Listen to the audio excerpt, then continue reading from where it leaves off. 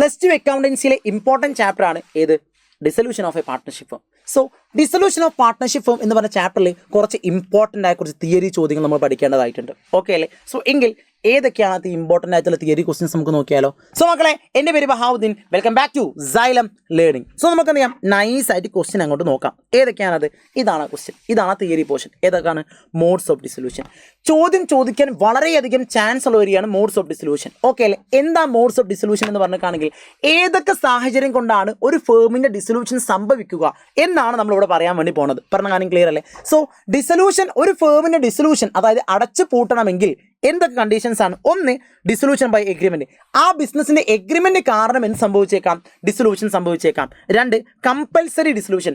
നിർബന്ധിതമായിട്ടും business എന്ത് ചെയ്യണം? അടച്ചു പൂട്ടുന്ന സാഹചര്യം ഉണ്ടായേക്കാം. മൂന്നാമത്തെ എന്താണ്? Dissolution on the happening of certain contingencies. അതായത് ചില പ്രത്യേക സാഹചര്യങ്ങൾ നടക്കുന്നതിലൂടെ ബിസിനസ് എന്ത് ചെയ്തേക്കാം? അടച്ചു പൂട്ടേണ്ടി വന്നേക്കാം. നാലാമത്തത് ഡിസൊല്യൂഷൻ ബൈ നോട്ടീസ്. നോട്ടീസ് കാരണം കൊണ്ട് എന്ത് ചെയ്തേക്കാം? ബിസിനസ് അടച്ചു പൂട്ടേണ്ടി വന്നേക്കാം. അവസാനം ഡിസൊല്യൂഷൻ ബൈ കോർട്ടാണ്. പറഞ്ഞ കാര്യം ക്ലിയർ അല്ലേ? സോ നിങ്ങൾ പഠിക്കേണ്ടതെന്ന് വെച്ചിട്ടാണെങ്കിൽ ഈ 5 പോയിന്റ് പഠിക്കുന്നതിന് കൂടെ തന്നെ ഇതിന് ഉള്ളിലെ ഈ ഒരു പോയിന്റ്സ് നിർബന്ധമായിട്ട് എന്ത് ചെയ്തിരിക്കണം? നോട്ട് ചെയ്ത് വെച്ചിരിക്കണം. അതായത് ചിലപ്പോൾ എക്സാമിന് ചോദിക്കൽ എങ്ങനെയായിരിക്കും എന്ന് വെച്ചാൽ കമ്പൽസറി ഡിസൊല്യൂഷൻ നടക്കുന്ന സിറ്റുവേഷൻസ് ഏതൊക്കെയാണെന്നായിരിക്കും ചോദിക്കുക. എങ്ങനെ? ഒരു ബിസിനസ് സ്ഥാപനം അടച്ചു പൂട്ടാൻ കമ്പൽസറി ഡിസൊല്യൂഷൻ ആണ്. ക്ലിയർ? ഏതൊക്കെയാണ് ഇത്തരത്തിലുള്ള കമ്പൽസറി ഡിസൊല്യൂഷൻ്റെ സിറ്റുവേഷൻസ് എന്ന് ചോദിച്ചാൽ നമുക്ക് എന്ത് ചെയ്യണം? ഈ പോയിന്റ്സ് ആണ് എഴുതി വെക്കേണ്ടത്. ക്ലിയർ അല്ലേ?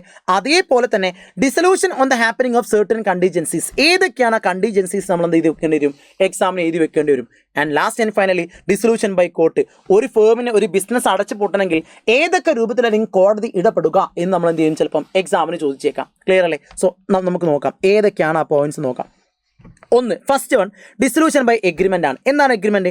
When all partners give consent of dissolution as per the terms of the partnership agreement. Partnership എഗ്രിമെൻറ്റിൻ്റെ ടേംസ് പ്രകാരം എല്ലാ പാർട്ട്നേഴ്സും ഡിസൊല്യൂഷന് കൺസെൻറ്റ് കൊടുക്കുകയാണെങ്കിൽ, അംഗീകാരം കൊടുക്കുകയാണെങ്കിൽ, ഇതാണത്. പറഞ്ഞ കാര്യം ക്ലിയർ അല്ലേ? Second one, compulsory dissolution. നിർബന്ധമായിട്ടും ഡിസൊല്യൂഷൻ നടത്തുന്ന സിറ്റുവേഷൻസ് ഏതൊക്കെയാണ്?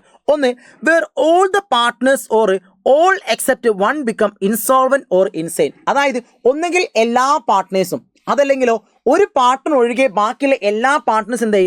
ഇൻസോൾവെൻറ്റ്. എന്താ ഇൻസോൾവെൻറ്റ് എന്ന് പറഞ്ഞിട്ടാണെങ്കിൽ പാപ്പരാവാം. അതായത് കയ്യിൽ പണമില്ലാത്ത അവസ്ഥയിൽ പാപ്പരായി മാറാമെന്ന് പറയും. പറഞ്ഞാൽ ക്ലിയർ അല്ലേ? ആ സിറ്റുവേഷനാണ് ഒന്ന്. രണ്ട്, where the business become illegal. Business എന്തായിട്ട് മാറുന്നു? ഇല്ലീഗലായിട്ട് മാറുന്നു. ഇതാണ് രണ്ടാമത്തെ സിറ്റുവേഷൻ. മൂന്നാമത്തെ എന്താ? Where all the partners except one decide to retire from the firm. Clear അല്ലേ? അതായത് ഒന്നെങ്കിൽ എല്ലാ പാർട്ട്നേഴ്സും, അതല്ലെങ്കിൽ ഒരു പാർട്ട്ണർ ഒഴികെ ബാക്കിയുള്ള എല്ലാ പാർട്ട്നേഴ്സും എന്തിന് തീരുമാനിച്ചു? റിട്ടയർ ചെയ്യാൻ തീരുമാനിച്ചു. ബിസിനസ്സിൽ നിന്ന് പിരിഞ്ഞു പോകാൻ തീരുമാനിച്ചു. Last and finally where all the partners or all except one partner die. അതായത് ഒന്നുകിൽ എല്ലാ പാർട്ട്ണറും മരിക്കുന്നു, അതല്ലെങ്കിലോ ഒരു പാർട്ട്ണർ ഒഴികെ ബാക്കിയുള്ള എല്ലാ പാർട്ട്നേഴ്സും മരിക്കുന്നു. ക്ലിയർ അല്ലേ? ഇത്തരം സിറ്റുവേഷൻസ് വരാണെങ്കിൽ ബിസിനസ് എന്ത് ചെയ്യേണ്ടി വരും? കമ്പൽസറി ആയിട്ട് എന്ത് ചെയ്യേണ്ടി വരും? ഡിസൊല്യൂഷൻ നടത്തേണ്ടി വരും എന്നുള്ളതാണ്. ക്ലിയർ അല്ലേ? Next, dissolution on the happening of certain contingencies. First of all on the expiry of the term of the firm. Okay അല്ലേ? Second one, on the death of a partner. ഒരു partner മരിക്കുന്നതിലൂടെ. Okay, next, on the adjudication of a partner as insolvent. Clear അല്ലേ? അതായത് ഒരു partner, business മെയിനായിട്ട് run ചെയ്യുന്ന ഒരു partner, ആ പാർട്ട്ണർ എന്താണ്? എന്താ പറയുക?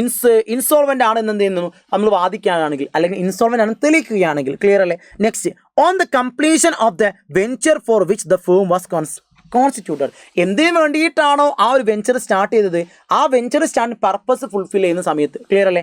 Last and finally dissolution. Next one, dissolution by notice ആണ്. എന്തൊക്കെയാണ്? Any partner giving a notice in writing to all other partners of his intention to dissolve the firm. അതായത് ഒരു പാർട്ട്ണർ ബാക്കിയുള്ള എല്ലാ പാർട്ട്നേഴ്സിനും അറിയിക്കുകയാണ് എന്ത്? എനിക്ക് ബിസിനസ് സ്ഥാപനം ഡിസൊല്യൂഷൻ നടത്താൻ താല്പര്യമുണ്ട്, ആഗ്രഹമുണ്ട് എന്നുള്ള രീതിയിൽ. ക്ലിയർ അല്ലേ? അതാണെന്ത്? Dissolution by notice. പറഞ്ഞ കാര്യം ക്ലിയർ അല്ലേ? നെക്സ്റ്റ്, അടുത്താണ് ഡിസൊല്യൂഷൻ ബൈ കോർട്ട്. കോടതി ഇടപെട്ടുകൊണ്ട് എന്ത് ചെയ്യുന്നു? ഡിസൊല്യൂഷൻ നടക്കുന്നു. ഒന്ന്, where partner becomes of unsound mind. Partner മൈൻഡിന് സൗണ്ട് ഇല്ല എന്നാണത്. എന്താണ്? Where partner becomes of unsound mind. അതായത് മാനസിക നില തെറ്റിപ്പോവാം. ക്ലിയർ അല്ലേ? ചില പാർട്ട്നേഴ്സിനെ മാനസിക നില തെറ്റിപ്പോവാണ് ബിസിനസ് എന്ത് ചെയ്യും? അടച്ചു പൂട്ടേണ്ട അവസ്ഥയിലേക്ക് എത്തും. ക്ലിയർ? അപ്പോൾ കോടതി ഇടപെടും. പിന്നെ രണ്ടാമത്തത്, where a partner become permanently incapable of performing his duties as a partner. ഒരു പാർട്ട്ണർ അയാളെ ഡ്യൂട്ടീസ് ചെയ്യാൻ അയാൾ അർഹനല്ല എന്ന് തെളിയുന്ന സിറ്റുവേഷൻസിൽ എന്ത് ചെയ്യണം? കമ്പൽസറി ഡിസൊല്യൂഷൻ നടത്തേണ്ടതാണ്. മൂന്നാമത്തത് where a partner become commits wilful or persistent breaches of agreement. എഗ്രിമെന്റിന് എഗെയിൻസ്റ്റ് ആയിട്ട് എന്തെങ്കിലും പ്രവർത്തിക്കുകയാണെങ്കിൽ, പാർട്ട്ണർഷിപ്പ് ഡീഡിന് എഗെയിൻസ്റ്റ് ആയിട്ട് എന്തെങ്കിലും പ്രവർത്തിക്കുകയാണെങ്കിൽ, ഓക്കെ അല്ലേ? Next where a partner is guilty of misconduct. Clear അല്ലേ? ഗിൽറ്റി ഓഫ് മിസ്കണ്ടക്ട് ഉണ്ടെങ്കിൽ ആ ബിസിനസ് സ്ഥാപനം എന്ത് ചെയ്തിരിക്കണം? അടച്ചു പൂട്ടിയിരിക്കണം. എപ്പം?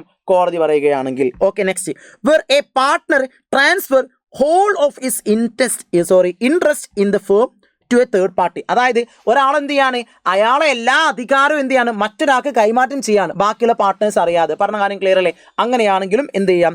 ഡിസൊല്യൂഷൻ സംഭവിക്കാം. Next where the business of the firm cannot be carried on except a loss. അതായത് ബിസിനസ്സിന് എന്തുണ്ടാവില്ല?